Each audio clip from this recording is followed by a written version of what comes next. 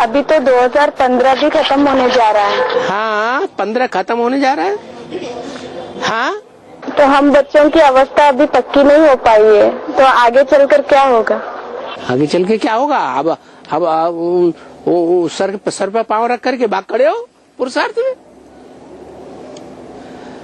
है? अब तेजी से भाग खड़े हो, देर मत करो। चाहे याद में सबसे पहला सब्जेक्ट ये है, घड़ी घड़ी देखो कि बाबा की याद रहती है काम करते समय, कोई भी काम करते समय। ये मुंह है, इंद्रिय है ना, इसे भोग करते हैं ना, भोगते हैं खाना। तो देखो ये इंद्रिय की रचना में बुद्धि जा रही है, बड़ा मीठा है, और मिला होता, बार बार यही मिले, इसमें बुद्धि जा रही है। या बाबा की याद में, बाबा तुम भी खा लो थोड़ा सा। आप तो 5000 वर्ष अभोक्ता बन के बैठे रहते हैं, हमको इशारा क्यों दे दिया, कुछ आप ले लो। बाबा को अर्पण नहीं कर सकते हैं? अरे बाबा आप खाओ नहीं, कम से कम वासना ही ले लो। बाबा कहते वास्तव में मैं तो वासना भी नहीं लेता हूँ, भले बाबा ले या न ले, हम तो देंगे। तो देखो बाबा की याद आती है, कोई भी इंद्रिय का भोग हो, भोगते समय कौन याद आना चाहिए? है शिव बाबा याद आना चाहिए।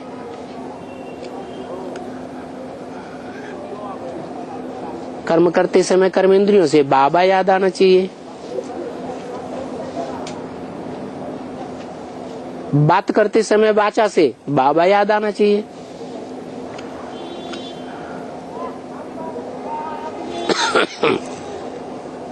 ऐसे नहीं वो देहदारी याद आए। अगर देहदारी में लगाव लग गया तो देहदारी से बात करने की बार बार दिल होगी, औरों से बात करने में मजा नहीं आएगा, बुद्धि बार बार उसी तरफ झुकेगी। तो देखना है, अपने घड़ी घड़ी चेक करना है, कहीं ऐसा तो नहीं है किसी देहदारी की तरफ बुद्धि जा रही हो।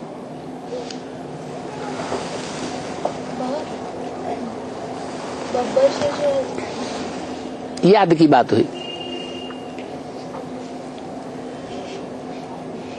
ज्ञान वो भी सब्जेक्ट है।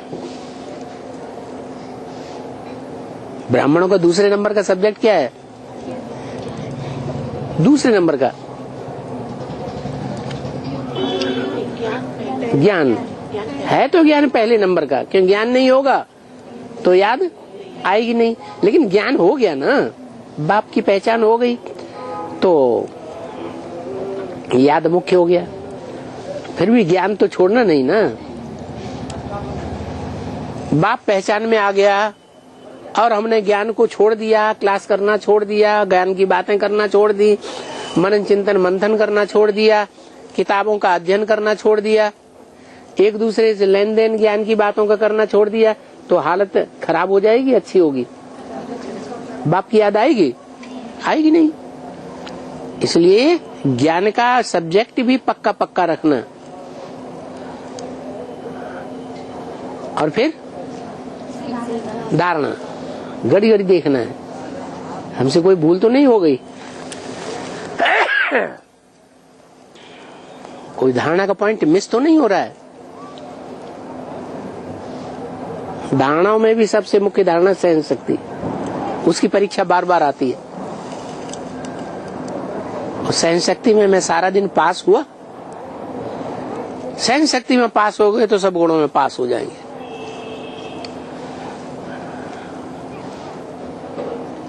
और फिर आखिरी है सेवा। ऐसा तो नहीं ईश्वरीय सेवा के लिए मैं मना कर देता हूं, चेक करना घड़ी घड़ी।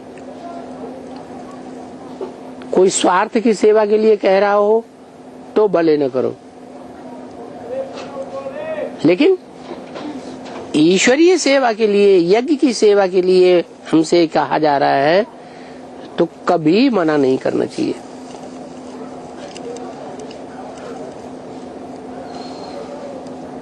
और जो निमित्त बनाए गए हैं उनके द्वारा बोला जाए तो वो तो मना करने की बात ही नहीं है।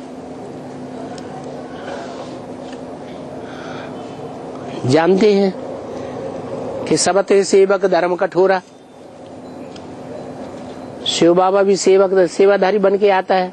I am your most obedient servant. तो शिव बाबा भी हमारा सेवाधारी बन के आता है तो हम न बनेंगे हैं? बाप को हम फॉलो करेंगे ना। तो ब्राह्मण जीवन में हम राज्य करने के लिए नहीं बैठे हैं, राजाई लेने के लिए नहीं बैठे हैं।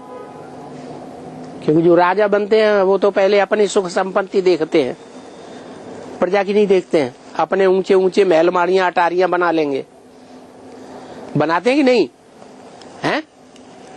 तो अपने सुख के लिए बनाते हैं, देह के सुख के, संबंधियों के सुख के लिए बनाते हैं कि प्रजा के सुख के लिए बनाते हैं? हैं? वो तो अपने लिए बनाते हैं, स्वार्थ की होते हैं राजाएं। और हमको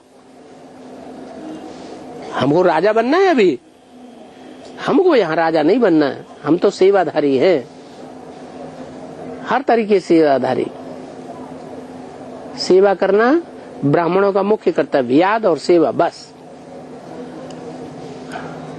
तो चारों सब्जेक्ट पक्के रखना, दौड़ते रहेंगे, दौड़ते भी छोड़ो, उड़ते रहेंगे। हाई जंप लगा दो।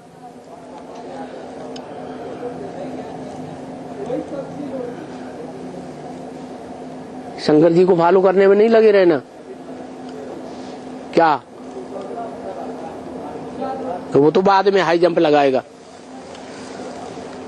क्या? जिनकी बहुत अच्छी प्रैक्टिस होती है ना दौड़ने की, वो क्या करते हैं?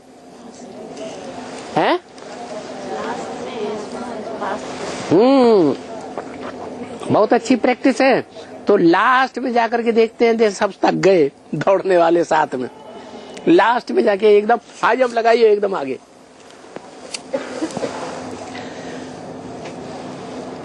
तो इस बात में कहीं फॉलो करने के लिए नहीं बैठे रहना क्या?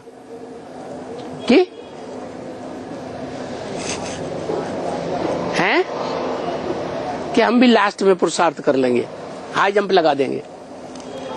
नहीं, उसकी तो प्रैक्टिस है क्या है? द्वापर के आदि से ही प्रैक्टिस है या नहीं है? कैसे है कर दी? तो ये भी तो बताओ कैसे। अरे कोई बताओ। एक ही जन्म में सिपाही से सम्राट हैं? एक ही जन्म में सिपाही से सम्राट भी बन जाता है ना, बाबर के रूप में। वो तो 1, 2, 4 जन्मों की बात हो गई। द्वापर के आदि से हर जन्म की बात है। अरे कभी हार नहीं होती। 76 में ये भक्ति मार्ग में जो ज्यादा भक्ति करेगा वो ज्यादा ज्ञान उठाएगा, जो ज्यादा ज्ञान उठाएगा वो ज्यादा योग में देखा जाएगा। जिसने सतो प्रधान भक्ति की होगी वो सतो प्रधान ज्ञान उठाएगा, जिसने तमो प्रधान भक्ति की होगी वो तमो प्रधान ज्ञान उठाएगा। तो भक्ति करने में भी आगे कौन जाता है? वो आगे जाता है, ज्ञान में भी आगे जाता है, योग में भी आगे जाता है। तो उसकी तो प्रैक्टिस है।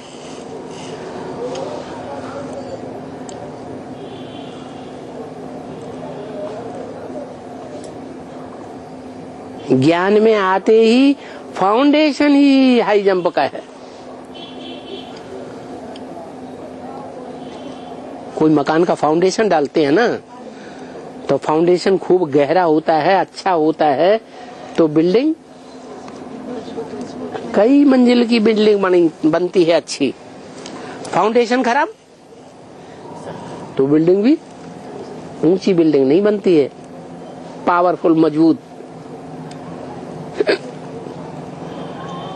तो इसलिए सबको अपना अपना पता है कि हम जब ज्ञान में आए तो हमारा फाउंडेशन मजबूत था या थोड़ा कच्चा था या चलो कैसा भी हो, लेकिन अभी तो हम जब बुद्धि में बात बैठ गई, अरे 15 खत्म होने वाला है, 16 और ये आया 17 18,